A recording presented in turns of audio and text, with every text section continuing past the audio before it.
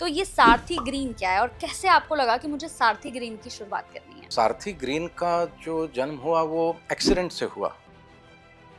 इस टेक्नोलॉजी से मैं और कुछ नहीं तो कम से कम फ्यूल बचा सकता हूँ लोगों के लिए, डीजल तेल बचा सकता हूँ हाइड्रोजन यूज़ करके। तो उस समय ये टेक्नोलॉजी जस्ट बन रही थी। कई पेट्रोल पंप्स में देखती हूँ या कहीं अगर मैं जाती हूँ तो मैं देखती हूँ कि डीजल पर आज भी लोग बहुत डिपेंड है। ऐसा क्यों है सर? डीजल पे आप जो देखते हैं वो सिर्फ कार, मोटरसाइकिल, स्कूटर यही हैं, ट्रक्स जो भी सड़क पे दिखता है। लेकिन डीजल पे डिपेंडेंसी इनके अलावा बहुत ज़्यादा है। पेट्रोल पंप में तो उसका 1% आता है और इतनी ज़्यादा है कि ये समस्या आ गई है। अगर हम ट्रक की बात करें या जनरेटर की बात करते हैं तो इससे हम देखते हैं धुआं बहुत ज़्यादा, कार्बन बहुत ज़्यादा निकलता है। आने वाले समय में क्या ये सारी चीज़ों को हम मैनेज कर पाएंगे? कम तो जरूर होगा, कई कई तकनीक आ गई हैं जो कि कम कर रही हैं इसको। जैसा मैंने बोला कि जब तक डीजल या कोई भी फॉसिल फ्यूल यूज होता रहेगा, एमिशन रहेगा। तो आपके जो ये आपने इनोवेशन किया है, कितने साल हो गए सर? इस पे हमने पिछले 5 साल से हम काम कर रहे हैं। पिछले 3 साल से हमारा काफी डिटेल R&D चल रहा था। आप कैसे सर ये साबित करते हैं कि प्रदूषण जो है वो सच में कम हुआ है? तो इसके लिए हमने पूरा इलेक्ट्रॉनिक सिस्टम बनाया। किसी भी इंजन का जो फ्यूल है वो मेजर करता है कि कितना एक्चुअली में कंज्यूम हो रहा है। आने वाले 5 सालों में कहाँ देख रहे हैं सारथी ग्रीन को? मैं ये नहीं बोलूँगा मैं दुनिया का नंबर होऊंगा, नंबर 2 होऊंगा, वैसा नहीं। मेरा सिर्फ एक ही विचार है, हमारी आगे की जो पीढ़ी है उनको एक अच्छी दुनिया मिल सके। भारत के छोटे शहरों में या फिर गांव में अभी हाइड्रोजन तकनीक कितना हम पहुंचा चुके हैं? बहुत पहुंचाना बाकी है, अभी तो जस्ट शुरुआत की है। आप ये सोचिए कि ईवी को इस लेवल तक आते आते 15 साल तो हो गए भारत में, तो हाइड्रोजन को भी तो उतना टाइम देना पड़ेगा। कैसे हैं आप सभी? बहुत बहुत स्वागत है आप सभी का इस पॉडकास्ट में। मैं आप सभी के साथ हूं कंचन और आप सभी के लिए लेकर आई हूं एक ऐसा पॉडकास्ट जो पॉडकास्ट आपको बहुत कुछ समझाने और सिखाने के लिए आया है। दरअसल हम आपके सामने ऐसे पॉडकास्ट लेकर आते हैं, ऐसे लोगों से आपको मिलवाते हैं जो आपको कुछ ना कुछ सिखाकर और समझाकर तो जरूर जाते हैं और आपको उन्हें देखकर, उनकी बातों को सुनकर लाइफ में कुछ नया करने की या फिर लाइफ में कुछ नया आगे बढ़ने की एक उम्मीद आपके अंदर जागती है। आज भी एक ऐसे ही खास इंसान से आपकी मुलाकात मैं कराने जा रही हूँ जिन्होंने एक अच्छा खासा लंबा अरसा, लंबा समय जो है वो टेक्नोलॉजी की दुनिया को दिया है, जिन्होंने कई कंपनियों को रन किया, कई कंपनियों में इन्वेस्ट किया और उसके बाद जाकर अच्छी खासी अपनी जॉब छोड़कर उन्होंने एक ऐसे रास्ते में अपने कदमों को आगे बढ़ाया जो आप लोगों के भविष्य को बदल सकता है। अब आप सोच रहे होंगे कैसे? तो चलिए उन्हीं की जुबानी बहुत सारे ऐसे सवालों के जवाब लेंगे जो आप सभी से जुड़े हुए हैं, जो हमसे जुड़े हुए हैं। तो मैं स्वागत करना चाहूंगी यहाँ पर हमारे साथ यहाँ पर आलोक कुमार हैं, सारथी ग्रीन फाउंडर के मैनेजिंग डायरेक्टर। बहुत बहुत स्वागत है सर आपका। बहुत बहुत धन्यवाद। कैसे हैं सर आप? एकदम बढ़िया। एनर्जेटिक। Full of energy. हाँ, बिल्कुल। तो सर सबसे पहले मैं ये जानना चाहूँगी, जैसे ऑफ द कैमरा भी अभी हम बात कर रहे थे तो हमने सारथी ग्रीन को लेकर बात की। तो जैसे मैंने बताया कि एक अच्छा खासा लंबा अरसा जो है वो आपने दिया आईटी कंपनी में, फिर आपने खुद की कंपनी रन की, कई कंपनीज़ में इन्वेस्ट भी किया। उसके बाद मतलब अब आपने आगे बढ़ा है अपने कदमों को कि भई अब लोगों के लिए कुछ बदलाव किया जाए। तो ये सारथी ग्रीन क्या है और कैसे आपको लगा कि मुझे सारथी ग्रीन की शुरुआत करनी है? ये सारथी ग्रीन का जो जन्म हुआ वो एक्सीडेंट से हुआ। अच्छा। प्लान्ड नहीं था। मैं टेक्नोलॉजी का आदमी और मैं हमेशा नई नई चीज़ समझता था कि मुझे क्या करना है। और सस्टेनेबिलिटी का जब मैंने शुरू किया उतनी आवाज़ नहीं थी, मगर जब शुरू हुआ तो उस समय मुझे लगा कि इस टेक्नोलॉजी से मैं और कुछ नहीं तो कम से कम फ्यूल बचा सकता हूँ लोगों के लिए, डीजल तेल बचा सकता हूँ हाइड्रोजन यूज़ करके। तो उस समय ये टेक्नोलॉजी जस्ट बन रही थी, तो एक्सपेरिमेंटल तौर पे मैंने बोला ट्राई करते हैं। और फिर धीरे धीरे मेरा इंटरेस्ट आने लग गया और इतना इंटरेस्ट आया कि मैंने सोचा कि आईटी और टेक्नोलॉजी बहुत हो गया। तब तक सस्टेनेबिलिटी का भी जब हवा आने लगी तब समझ में आया कि जिस चीज़ में मैं हाथ डाल रहा हूँ वो एक्चुअली में कितना बड़ा इसका मायने हो सकता है। तो क्यों ना इसके अंदर मैं अपनी पूरी बाकी की लाइफ को इसमें पुश कर दूँ। और इस हिसाब से सारथी ग्रीन का जन्म हुआ। और 2 साल तक मैंने सिर्फ R&D, सिर्फ एक्सपेरिमेंट, सिर्फ मैंने पैसे डाले। और 2 साल के बाद जा कर के हमारा प्रोडक्ट रेडी हुआ, टेस्ट हुआ और तब हमें लगा कि शायद अब हम रेडी हैं कि दुनिया में कुछ बदलाव ला सकें मीनिंगफुल तरीके से। ये एक छोटी कहानी है। जैसे आपने भी हाइड्रोजन का नाम लिया सर, तो जैसे हाइड्रोजन की बात आती है, तो लोगों के मन में अब हाइड्रोजन जैसे ही सुन लेते हैं तो एक घबराहट आ जाती है कि भाई हाइड्रोजन मतलब ये तो मतलब अलग ही उन लोगों में एक भय, डर बना हुआ है। तो ये आप कैसे निकाल रहे हैं लोगों का? तो हाइड्रोजन तो डर वाली चीज़ है, इसमें कोई दो राय नहीं है। मगर लोगों के मन में जो हाइड्रोजन के प्रति एक सोच है, वो है कि हाई प्रेशर सिलेंडर होगा, गलती से फट गया तो हर जगह आग हो जाएगी। इसके लिए जब भी मैं जाता हूँ किसी के पास से बोलता हूँ कि मेरी टेक्नोलॉजी हाइड्रोजन बेस्ड है, तो वो तुरंत डर जाते हैं, क्योंकि उनके मन में पहले से एक छाप है हाइड्रोजन की। तब हमको समझाना पड़ता है कि नहीं, हाइड्रोजन ऐसे नहीं है। हमारे केस में तो हमने सिर्फ पानी डाला और पानी से हाइड्रोजन बनता है, जब ज़रूरत होती है तब बनता है, कोई सिलेंडर नहीं, कोई प्रेशर नहीं है और एकदम सेफ है। फिर उनको कई बार समझा के उसको डेमोन्स्ट्रेशन देना पड़ता है, तब उनको लगता है हाँ, तब ये ठीक है। तो ये एक लंबा प्रोसेस है। जैसे एक समय था जब सीएनजी गैस, जब घर में गैस के चूल्हे आए थे, तो कोई भी हाउसवाइफ जो है वो डर के मारे नहीं लगाती थी कि फट जाएगा। आज आप देखिए, हर एक के यहाँ पे बिना सीएनजी के घर में खाना नहीं पकता। तो ये भी वही जर्नी है जिसके थ्रू हम जा रहे हैं, तो ये नेचुरल है। लेकिन जैसे अभी हम बात ही कर रहे हैं, तो समझाने में आपको नहीं लगता सर, जब आपने ये शुरुआत की, जैसे आपने कहा कि लोगों को समझाने में टाइम तो लगता है, क्योंकि जैसे हाइड्रोजन की बात आती है तो वही डर लोगों के मन में है। तो जब आपने इसकी शुरुआत की और लोगों को समझाने की आप कोशिश कर रहे थे, तो उस वक़्त मुश्किलें आ रही थी? बहुत मुश्किलें आ रही थी। अच्छा। मतलब पहले ही राइट फ्रॉम गवर्नमेंट के जो नुमाइंदे हैं, जो हम बोलते हैं रेगुलेटरी बॉडीज़, किसी के पास भी जाते थे, उनके मन में हाइड्रोजन मतलब हाई प्रेशर सिलेंडर। उनको समझा समझा के हम परेशान हो जाते थे कि नहीं, ये डायग्राम है, ये ऐसा है, ये प्रोडक्ट है। बहुत समय लगता था, तब जाके वो समझते थे। और कई केस में जब वो समझते थे बोलते अरे ये हाइड्रोजन टेक्नोलॉजी थोड़ी ही है, क्योंकि उनके मन में हाइड्रोजन के लिए एक अभी भी है। लेकिन 2 साल 2.5 साल काम करने के बाद आज हम कई बड़ी-बड़ी कंपनियों के साथ भी अब काम कर रहे हैं और उनको समझ में आ गया। तो अब मुझे लग रहा है कि ये टिपिंग पॉइंट है। तो ये धीरे-धीरे हाइड्रोजन, और वैसे भी हाइड्रोजन उतना खतरनाक नहीं है जितना माना जाता है। इसके बारे में हम कभी और बात करेंगे। जैसे आज के समय की अगर मैं बात करूँ तो आज भी सर मैं देखती हूँ, जैसे कई पेट्रोल पंप्स में देखती हूँ या कहीं अगर मैं जाती हूँ तो मैं देखती हूँ कि डीज़ल पर आज भी लोग बहुत डिपेंड है, बहुत निर्भरता है लोगों की डीज़ल पर, ऐसा क्यों है सर? तो डीज़ल पे आप जो देखते हैं वो सिर्फ कार, मोटरसाइकिल, स्कूटर यही हैं। ट्रक्स जो भी सड़क पे दिखता है, लेकिन डीजल पे डिपेंडेंसी इनके अलावा बहुत ज़्यादा है। आप वहाँ से शुरू करिए, दुनिया के 100% सारे शिप्स, पानी के जहाज, जिससे कि 80% लॉजिस्टिक्स होता है, वो सारे डीजल या हेवी ऑयल पे चलते हैं। जितने भी ट्रक्स हैं, बहुत लेश मात्र होंगे जो कि डीजल छोड़ के और किसी पे चलते हैं। इसके अलावा आप ये जितने भी डीजल जनरेटर्स हैं, ये सारे डीजल नामी है जनरेटर। पावर सेक्टर में डीजल, बॉयलर्स जितने हैं, जो इंडस्ट्री में आज जो भी हम केमिकल्स जितने भी हैं, सब बॉयलर्स पे चलते। तो ये हर जगह डीजल लगता है। पेट्रोल पंप में तो उसका एक परसेंटेज आता है। तो डिपेंडेंसी बहुत ही ज़्यादा है, और इतनी ज़्यादा है कि ये समस्या आ गई है, क्योंकि अब हम इससे बाहर नहीं निकल पा रहे हैं। और जैसे जैसे प्रोग्रेस हो रही है, वैसे वैसे डीजल की खपत बढ़ रही है, और वैसे वैसे हमारा एमिशन बढ़ रहा है। इसके लिए प्रॉब्लम कम नहीं हो रहा है, प्रॉब्लम बढ़ रहा है।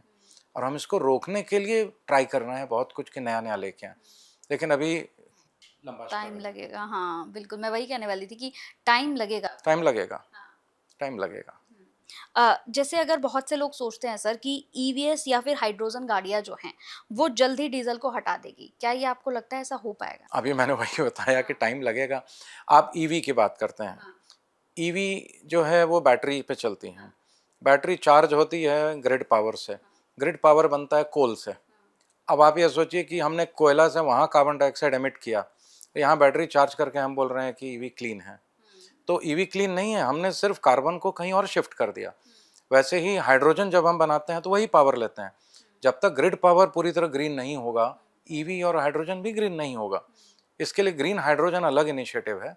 और ये जो टेक्नोलॉजीज़ हैं, ये मैच्योर हो रही हैं, मगर समय लगेगा इसमें। और कितना समय लगेगा, it can be anywhere between 10 to 20 to 30 years, may be more. इसके नीचे तो होगा नहीं। और सबसे बड़ी वजह है कि इंडस्ट्री ऑलरेडी मैच्योर्ड है। फैक्ट्रियां हैं जो डीजल इंजन बनाती हैं, अब रातों रात तो बदलेंगे नहीं। लोगों के पास इन्वेस्टमेंट करके ट्रक्स बस सब लेके बैठे हैं, रातों रात तो बदलेंगे नहीं। तो आंसर ऑब्वियस है कि it will take many years. लेकिन उसके बाद भी अगर मैं देखूँ सर, तो अगर हम ट्रक की बात करें या जनरेटर की बात करते हैं, तो इससे हम देखते हैं धुआँ बहुत ज़्यादा, कार्बन बहुत ज़्यादा निकलता है, जो लोगों की हेल्थ के लिए भी ठीक नहीं है। तो ऐसे में अगर मैं यहाँ पर पूछूँ कि आने वाले समय में क्या ये सारी चीज़ों को हम मैनेज कर पाएँगे? क्योंकि अगर हम देखें तो धुएँ की वजह से आज के स आप देखिए, मैं अगर दिल्ली की ही बात करती हूँ, आप देखिए कितना पॉल्यूशन है, और ये पॉल्यूशन कहीं न कहीं इसके पीछे ये बहुत बड़े रीज़न्स हो सकते हैं जिस पे हम बात कर रहे हैं। तो आने वाला समय हम कैसे देख पा रहे हैं? तो हम लोग जो बात करते हैं पोल्यूशन की कैटेगरी बहुत हैं, लेकिन मेरा फोकस प्राइमरीली फॉसिल फ्यूल के एमिशन के ऊपर है।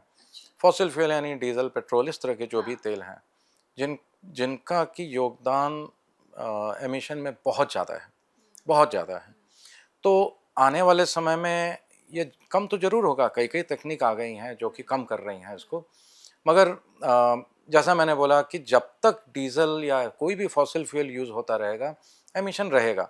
ये सिर्फ कम ज़्यादा हो सकता है, लेकिन एमिशन रहेगा। तो इसका कोई बचाव नहीं है। सिर्फ जैसा मैंने बोला, हमने जो टेक्नोलॉजी बनाई, ये डीजल इंजन के एमिशन को कम करता है, और हमको इससे पहले ये समझना होगा कि एमिशन एक्चुअल है क्या, क्योंकि इसमें बहुत लोग कंफ्यूज होते हैं। एमिशन दो प्रकार का है। एक तो हम बोलते हैं एग्जॉस्ट एमिशन, जो कि टेल पाइप धुआं से निकलता है, जिसको लेके हम परेशान होते हैं। तो जितने भी म्युनिसिपल कॉरपोरेशंस हैं, आरटीओ हैं, ये सिर्फ उस पे ध्यान देते हैं, एग्जॉस्ट एमिशन। इसमें काला धुआं है, कार्बन मोनोऑक्साइड है, नाइट्रस ऑक्साइड है, पूरा ध्यान उसके ऊपर है। तो जितने भी गाड़ी में यंत्र संयंत्र लगते हैं वो सिर्फ इसके लिए लगते हैं। लेकिन जो बाकी दुनिया ध्यान दे रही है, जो ग्लोबल वार्मिंग जिस वजह से हो रही है, वो है कार्बन डाइऑक्साइड, उसको हम बोलते हैं ग्रीन हाउस एमिशन। इसके ऊपर कोई ध्यान नहीं दे रहा। इसके लिए समस्या हो गई है। अब पूरी दुनिया बोल रही है कि ये जो टेल पाइप एमिशन है इस पर तो ध्यान दो, मगर ग्रीन हाउस पे भी ध्यान दो। और ग्रीन हाउस एमिशन बिना फ्यूल को कम किए पॉसिबल नहीं है। तो ये दोनों एमिशन को अब आप देखेंगे, ट्रक्स के ऊपर हम BS6 जैसे ट्रक हैं, तो उसके ऊपर कैटालिटिक कन्वर्टर लगता है। उसका काम सिर्फ क्या है, टेल पाइप एमिशन को कम करना, लेकिन कार्बन डाइऑक्साइड कम करने का कोई योगदान नहीं है। तो वो कौन कम करेगा? तो इसके लिए टेक्नोलॉजी आनी चाहिए, और हमारा भी वही प्रयास था जो कि हमने किया। सारथी ग्रीन की अगर मैं बात करूँ, सिस्टम की अगर मैं बात करूँ, तो ये कैसे काम करता है? तो ये जो इक्विपमेंट है, इसको हम लोग अलग अलग जगह यूज़ करते हैं, तो इसके लिए हमने अलग अलग उसको नाम दिए हुए हैं। जैसे जो गाड़ियों पे यूज़ होता है सिस्टम, एक एक समझ लीजिए छोटे कंप्यूटर जैसा है, उसको हम नाम देते हैं ग्रीन ड्राइव। और जो जनरेटर भी यूज़ होता है उसको हम नाम देते हैं ग्रीन एक्स। और शिप्स पे हमारा जो अभी टेस्ट चल रहा है उसको हम देते हैं ग्रीन मरीन। और ये सबकी टेक्नोलॉजी एक ही है। टेक्नोलॉजी क्या है कि पानी हम डालते हैं, डिस्टिल्ड वाटर या कोई भी पानी हम डालते हैं, उस पानी से इलेक्ट्रोलाइसिस के द्वारा स्प्लिट करके हाइड्रोजन और ऑक्सीजन बनती है। ये ऑक्सीजन और हाइड्रोजन एक नियत मात्रा में, एक कंट्रोल्ड क्वांटिटी में इंजन में एयर इनटेक द्वारा डाली जाती है। कितनी मात्रा है वो सेंसर्स हैं सिस्टम के, ये पता करते हैं, और उस हिसाब से उस हाइड्रोजन को अंदर डालते हैं। तो ये बेसिक टेक्नोलॉजी यही है, और इसके अलावा उसको पूरा कंट्रोल, सेफ्टी, ये सारी चीज़ें उसके ऊपर से बिल्ट इन हैं। तो it is as simple technology from outside, but it is very complex from inside. तो आपने आज़माया है, जैसे अगर बसों की बात करें, जनरेटर्स की बात करें, तो आपने इसे अभी आज़माया है? हाँ, हमने कुछ लाख किलोमीटर चलाया मार्केट में आने से पहले। हमने तो अभी हमने बोला हम तो जब तक 100% श्योर नहीं होंगे हम मार्केट में हम बात भी नहीं करेंगे। तो हमने लगभग 3 लाख किलोमीटर से ऊपर हमने गाड़ियों पे चलाया, और हमने कई 100 घंटों डीजल जनरेटर्स पे चलाया। अब शिप्स के इंजन पे भी हमारा चल रहा है, क्योंकि यही डीजल जनरेटर शिप पे भी लगते हैं, तो बड़े बड़े डीजल जनरेटर। तो हमने आजमाया और उसके रिजल्ट्स भी बहुत फिनोमिनल थे। अगर इस टेक्नोलॉजी की बात करूँ, तो ये दूसरों से कैसे खुद को अलग करता है? इसके बारे में थोड़ा-सा बताइए क्योंकि मार्केट में हम देख रहे हैं बहुत सारी टेक्नोलॉजीज़ हैं और जो आपने बताया ये तो मैं खुद फर्स्ट टाइम मतलब ये मुझे लगता है कि बहुत एक अलग आपने लाइन को पकड़ा है क्योंकि ये तो बहुत अच्छा है।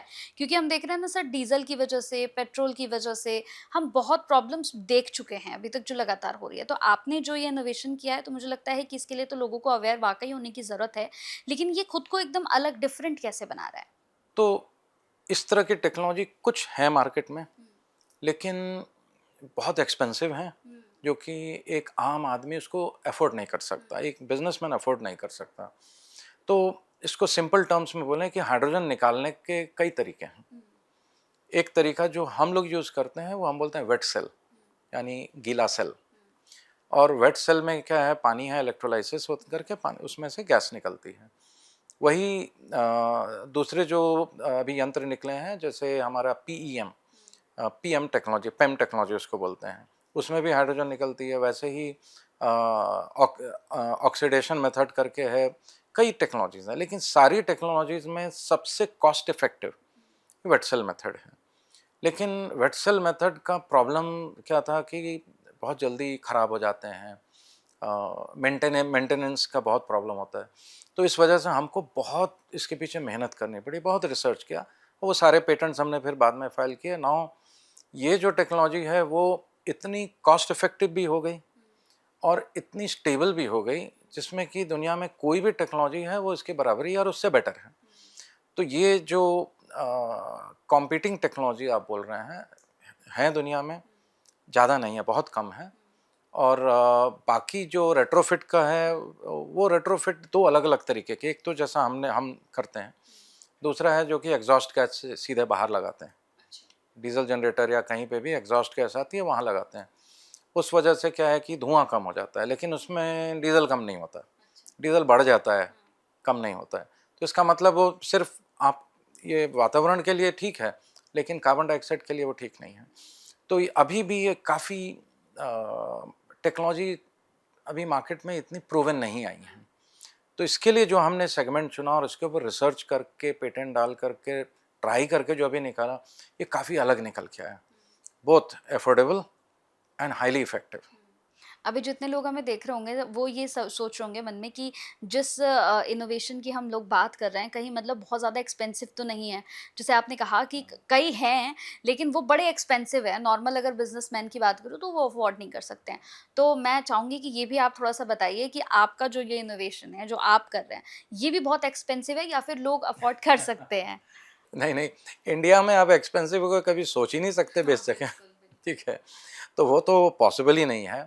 और बिज़नेसमैन सिर्फ़ एक चीज़ देखता है, ये मेरी मतलब बात सब करते हैं मिशन की, sustainability, finally it all comes down to money, कितना पैसा बच रहा है, हर बिज़नेसमैन। और इसके लिए हमारे मन में यही बात था कि जब तक हम एमिशन सस्टेनेबिलिटी को प्रॉफ़िटेबल ना बनाएँ, तब तक सस्टेनेबिलिटी पॉसिबल नहीं है। तो एक इनोवेशन हमारा कैसे हाइड्रोजन सिस्टम को हम लेके आएँ, एक इनोवेशन वो है। और दूसरा इनोवेशन ये है कि कैसे इसको कस्टमर तक पहुँचाएँ, जो कि कस्टमर उसको खुशी-खुशी यूज़ कर सके।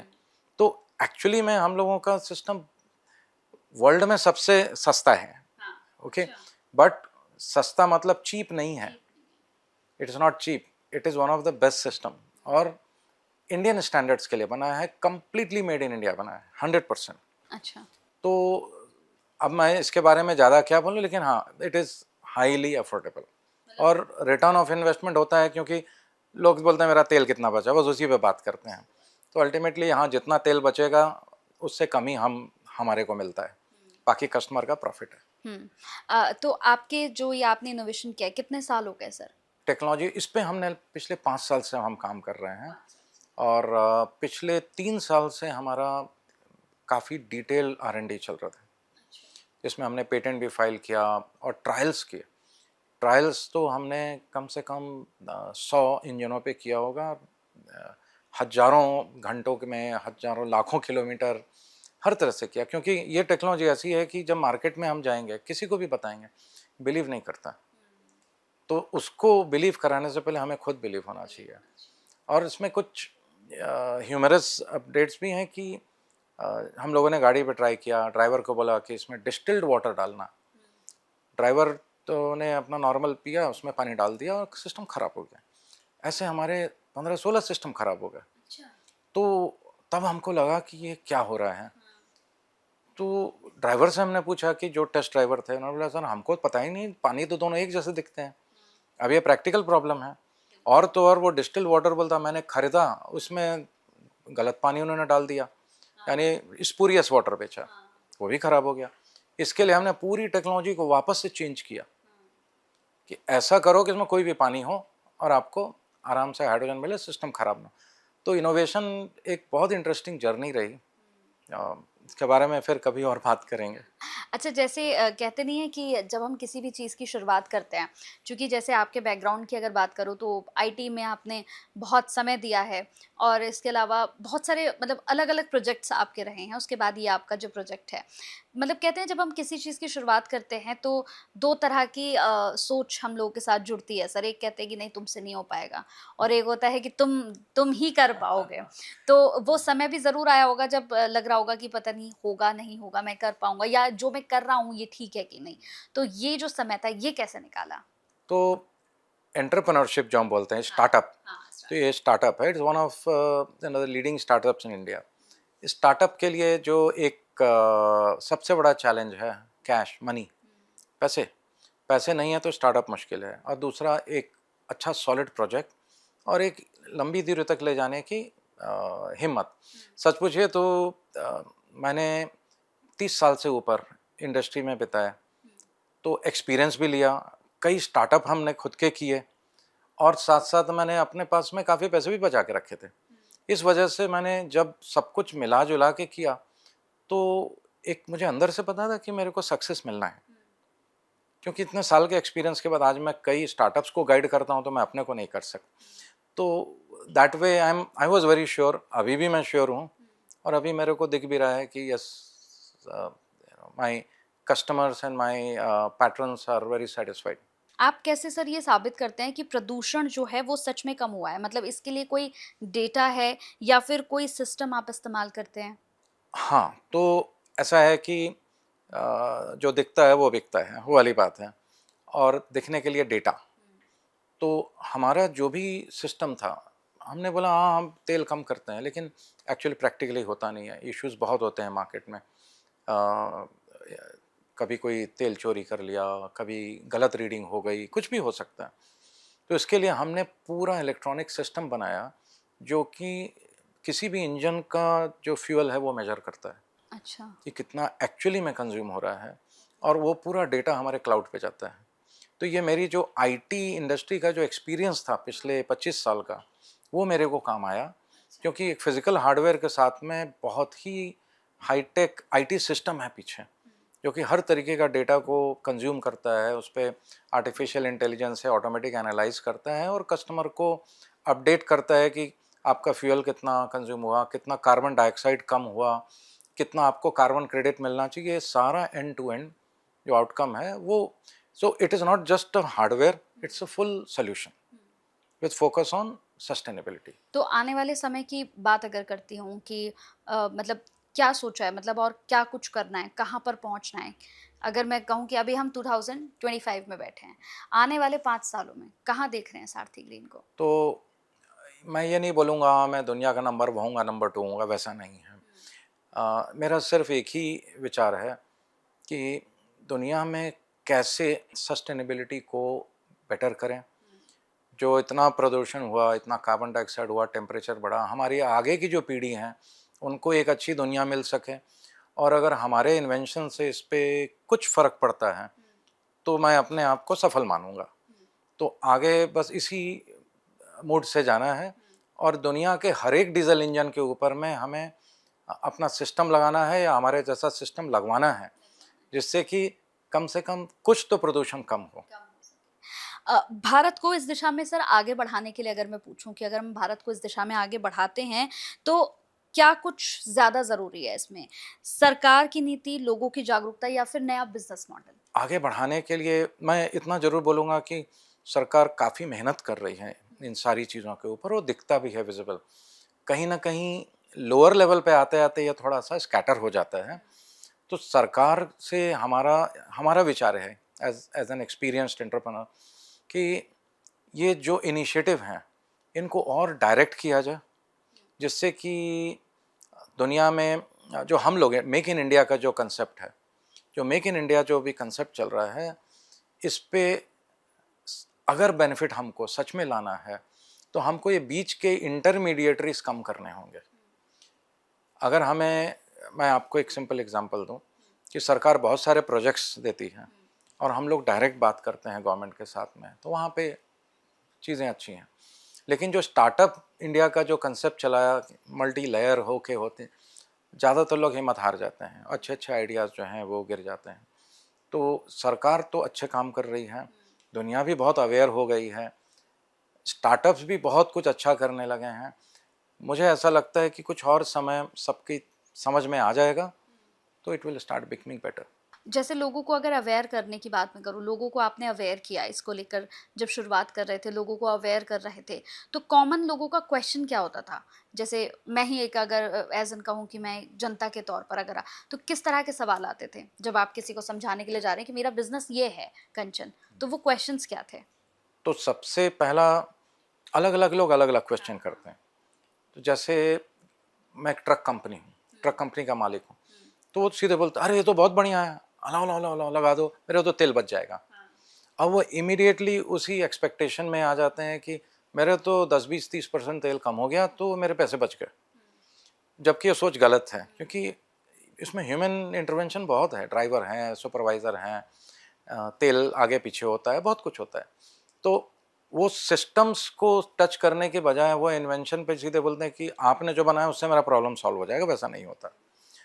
वैसे ही जब हम गवर्नमेंट के लोगों से बात करते हैं, सरकारी जो पॉलिसी मेकर्स हैं, अप्रूवल अथॉरिटीज़ हैं, उनको सिंपल जैसे ही हम बात करते हैं उनके दिमाग में आता है अप्रूवल है, पहला चीज़ अप्रूवल है, नहीं है लेजिस्लेशन, नहीं है अप्रूवल, नहीं है तो फिर हम आगे नहीं बढ़ सकते, हम कुछ नहीं कर सकते।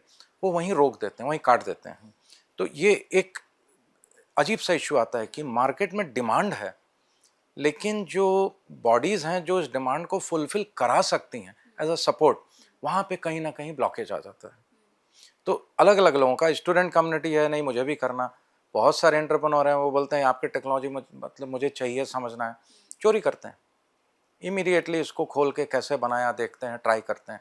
तो ये हर तरीके के लोगों का अलग अलग थॉट प्रोसेस है, मगर अभी तक जितने लोगों का रिएक्शन रहा है बहुत पॉजिटिव रहा है, बहुत पॉजिटिव है, बहुत इंकरेजिंग रहा है, और इसके लिए मुझे कोई शिकायत नहीं है।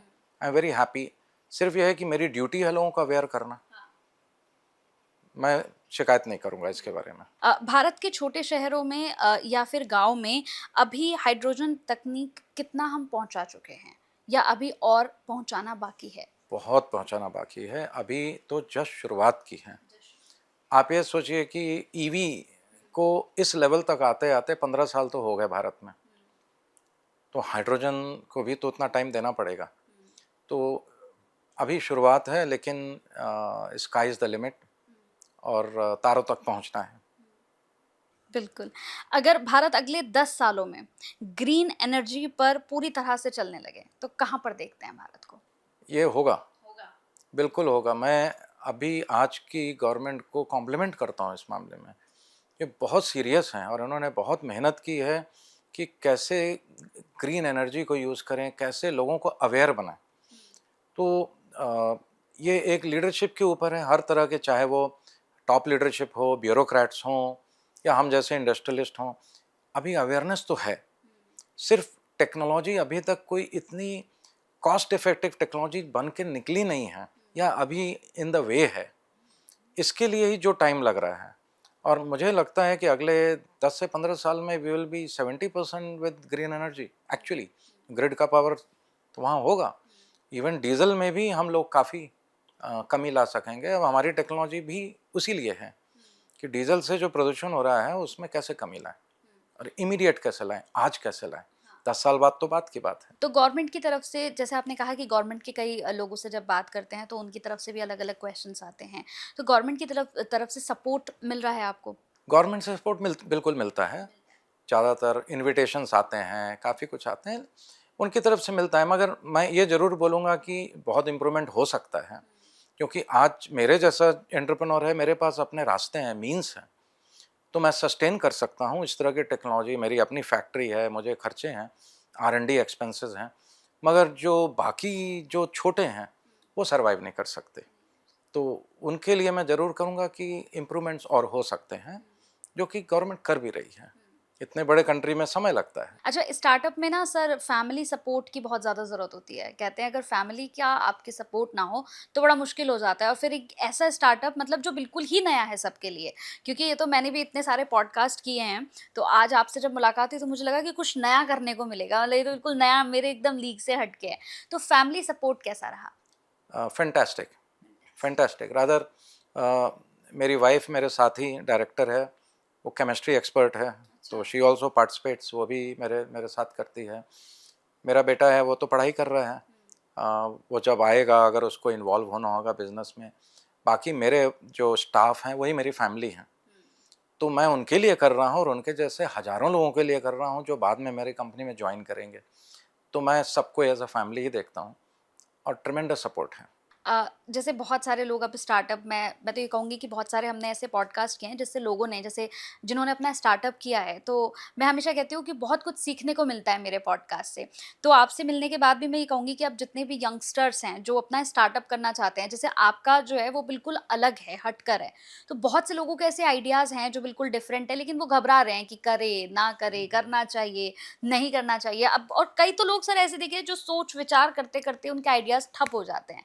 तो मैं चाहूँगी कि भई आज मेरे यहाँ से आप एक ऐसा मैसेज तो लोगों को दें कि अगर आप अपना स्टार्टअप कर रहे हैं या करना चाहते हैं, तो 3 गोल्स होने चाहिए। मुझे लगता है जो गोल्स आपके थे ना, वो आज लोगों को मिलने चाहिए कि ये गोल्स आप वाक़ई लेके चलो तो आप फिर हारोगे नहीं मतलब।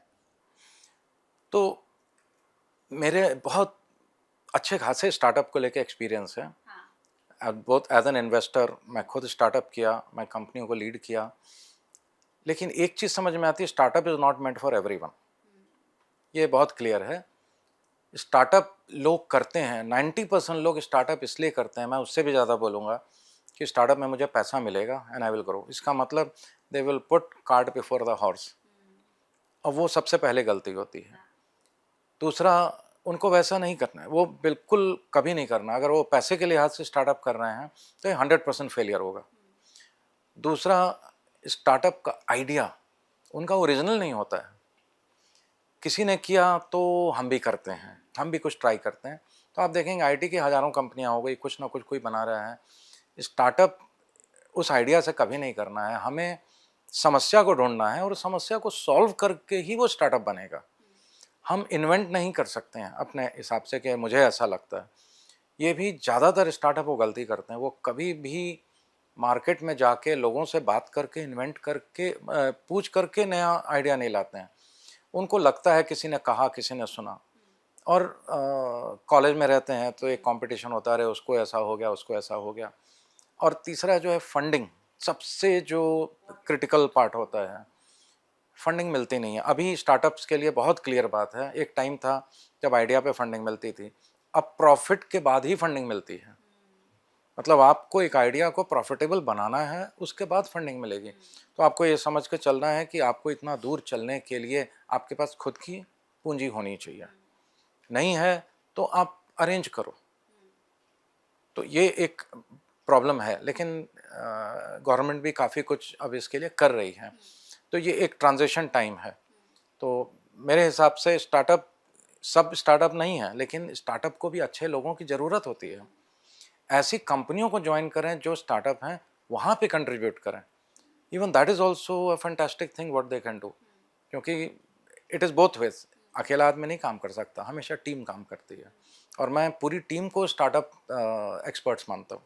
हुँ, लेकिन जैसे इसी से एक मैं क्वेश्चन और पूछूँगी, जैसे बहुत सारे स्टार्टअप हमने सर इसी वजह से गिरते हुए देखे हैं कि वो लोग शुरू कर लेते हैं। जैसे बहुत से लोगों को मैंने देखा कि ये काम शुरू करते हैं, ठीक है, फिर उठाएँगे फंड कहीं से, बात करेंगे, जाएँगे, मीटिंग करेंगे और फिर फंड ही नहीं मिल पाता है। तो मुझे लगता है कि ये एक बहुत मेजर गलती है लोगों की कि वो किसी चीज़ को शुरू कर लेते हैं और सोच पर कि मिल जाएगा पैसा, और जैसे आपने कहा कि अब आइडियाज़ पर नहीं मिलते हैं, अब तो आपको प्रॉफ़िट पर प्रॉफिट लाना पड़ेगा। लाना पड़ेगा। बहुत क्लियर है, अगर हुँ। आदमी प्रॉफिटेबल नहीं है तो बंद हो जाएगा, बात खत्म। पैसे कोई नहीं देगा। अगर कोई गलती से दे भी दिया तो आपका अगर प्रॉफिट नहीं है तो बंद हो जाएगा, तो वो भी अपना हाथ खींच लेगा। तो स्टार्टअप का मेरा एक ही बहुत क्लियर लेसन है, आपका आइडिया जो कुछ भी हो, अगर आपने उसको प्रॉफिटेबल अपने दम पे नहीं बनाया तो डोंट डू स्टार्टअप। और स्टार्टअप का जो फंड है वो तभी मिलेगा जब आप प्रॉफिट करके ग्रो करना चाहते हो। तो ये पहले पैसा था कि मैं आइडिया पे डाल रहा हूँ, बहुत कम पैसा गवर्नमेंट दे दे, कोई दे दे तो हो जाए, ज़्यादातर पैसा अब सिर्फ ग्रोथ के लिए आ रहा है। यानी आपका आइडिया उतना अच्छा है कि प्रॉफिट है तो ग्रोथ के लिए मैं पैसा दूंगा, this is how it is. बहुत अच्छा लगा सर आपसे मिलके, और मुझे लगता है कि ये पॉडकास्ट मेरे अब तक के पॉडकास्ट में सबसे अलग है, क्योंकि बहुत मतलब अच्छा लगा कि कुछ आप भविष्य वाकई में, मैंने जैसे लोग कहते हैं बड़े बड़े एस्ट्रोलॉजर्स के हम भविष्य बदल देंगे, लेकिन मुझे लगता है कि ये एक्चुअली में है जो आपके भविष्य को बदल देगा, क्योंकि ये एक ऐसी चीज़ की शुरुआत आपने की है जो लोगों के हेल्थ के लिए भी बहुत ज़्यादा अच्छी है। तो मैं तो बहुत गुड विशेस दूंगी आपको कि आप बहुत आगे जाएं सर। अभी तो जहाज़ों पर भी हमें बहुत कुछ करना है। तो बहुत अच्छा लगा आपसे मिलके। Thank you so much sir. बहुत बहुत धन्यवाद, बहुत अच्छा लगा आपसे बात करके। Thank you.